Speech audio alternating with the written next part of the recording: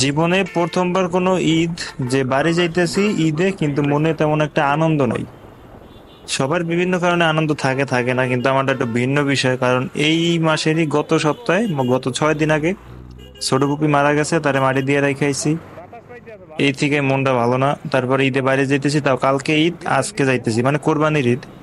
তো পদ্মা সেতুতে উঠমু উঠমু ওটার একটু আগেই আর কি বাম দিক থেকে ঘুরে যাইতে হয়, হুন্ডা লাইন যেহেতু আলাদা।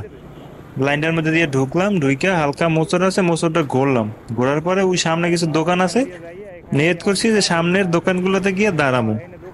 গাড়িটা সর্বোচ্চ 20 থেকে 25 টান। এই পর্যন্ত আইলাম, আর কুত্তাটা কোনো মানে জায়গায় পাইলো না, কই থেকে কি করলো বুঝলাম না। ব্রেকটা চাপ দিছিলাম অবশ্য, কিন্তু ব্রেকে কাজ হয় না। সামনের ব্রেক লিভারটা একটু সমস্যা আছে হয়তো, প্রথম চাপে ব্রেকটা ধরে নাই, যার কারণে ওর গায়ে উঠে গেছে।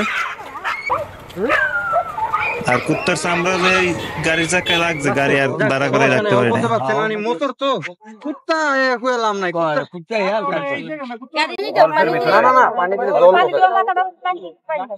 মাথা লাগবে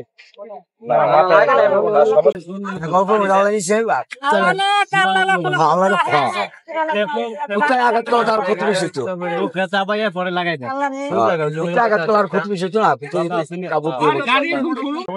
আপনি আপনি এটা ই করেন, ওই যে হেক্সাসল বা ভবিষ্যৎ ছোট বোতল ঢেলে দিবেন একেবারে। হ্যাঁ, ঢেলে দিবেন, ঘষা দিতে হবে না, ঢেলে এই দিবেন। জায়গায় পাওয়া যাবে না, 500 গিয়া পাওয়া যেতে পারে।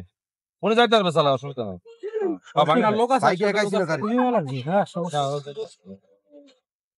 অসুবিধা নেই, ভাঙে নাই, আল্লাহ বসা কিচ্ছু নেই।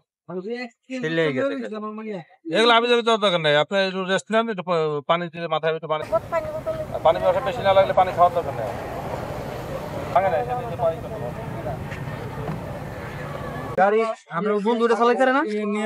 হ্যাঁ না আমরা চালাইতে পারবেন নি? আমি যাবো কথা না। হ্যাঁ আপনি যে দুইটা বেতার ফেলে নাকি? হ্যাঁ বান দিলে জ্বলবো ভাই, এটা জ্বলবো। আপনি ওখানে যাবেন, ওখানে যাই অসুবিধা নাই। আপনি 12 ঘন্টার ভিতরে হইলেই হবে। 12 ঘন্টার ভিতরে কি দিন আছে? এই কামড়টা অনেক উপকারিতা সহ্য করে। এই পাতার আল্লাহ রহমত, আপনি তো পড়ছিলেন গাড়ির নিচে, তো পাড়া পড়ছে, তো পাড়া তো ভাঙার মানে কথা ছিল। আল্লাহ তাআলা রহমত করছে। না আরে পাড়া ভাঙে নাইলো, কুত্তা নিচে পড়ে গেছে, একটু গ্যাপ ছিল। কুত্তারা নিচে না পড়ে থাকলে তাহলে আর পাড়া ক্ষতি যেত। আপনি একটা হেক্সাসল নিয়ে নিয়ে আনা যায়, না পড়লে এই জায়গায় যে মানুষগুলো ছিল তারা যথেষ্ট পরিমাণ ভালো ছিল, মানে অল্প কয়টা বাইক দাঁড়ানো ছিল, তারা হয়তো এখানে রেস্ট নিতেছিল। তো ওনাদের কাছে যা মলম টলম ওষুধ টষুধ ছিল ওইগুলো লাগাইয়া ওই যে কাপড় দিয়ে হালকা করে একটা মানে আটকাই দিছে আর কি, বান দিয়ে দিছে যাতে মোটামুটি যাওয়া যায়। কারণ এই জায়গায় আশেপাশে কোনো দোকান নাই, কোনো ওই যে কি বলে এটা, ফার্মেসি নাই। ওইটা দেখলাম যে গাড়ি মোটামুটি সব ঠিকই আছে, হালকা একটু নিচে সমস্যা হয়েছে, বাট ওটা কোনো সমস্যা না, বাকি পুরো সমস্যাটা আমার উপরে দিয়েই গেছে।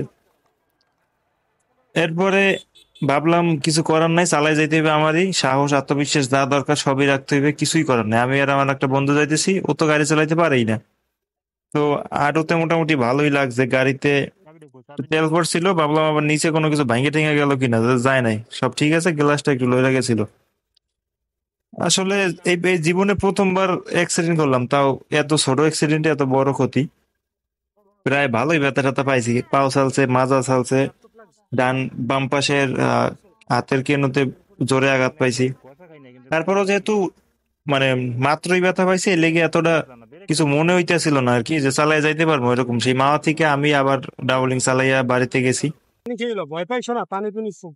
ভয় পাই না, মুই খালি ব্যথাই পাইছি। আর ওদিকে যে ওষুধ খাবো না, ভাঙ্গা দিয়ে খাই। এদিকে ওষুধ চলবে, ভাঙ্গাইলো ভাঙ্গাই দেয়, ওই উল্টা পথে যাই আর বেরিয়ে মানি ব্যাগ তো দেয় না। আমার সবাই কইতেছিল যে ভয় পাইছে কিনা, আসলে ভয় টয় পাই নাই, ব্যথা পাইছে। কিন্তু এইখানে বসে আমি আর বাড়ি কাউরে কিছু জানাই নাই, কারণ কি জানাইলেই মনে করবে হুন্ডা অ্যাক্সিডেন্ট কি না কি হয়ে গেছে, সবাই একটা আতঙ্কে থাকবে। ভাবছি বাইরে গিয়ে একলগে আম্মুর কাছে কমু, বা বাড়ি গেলে তো এমনিই দেখবে যে একটু ব্যথা পাইছি বা যা হয়েছে।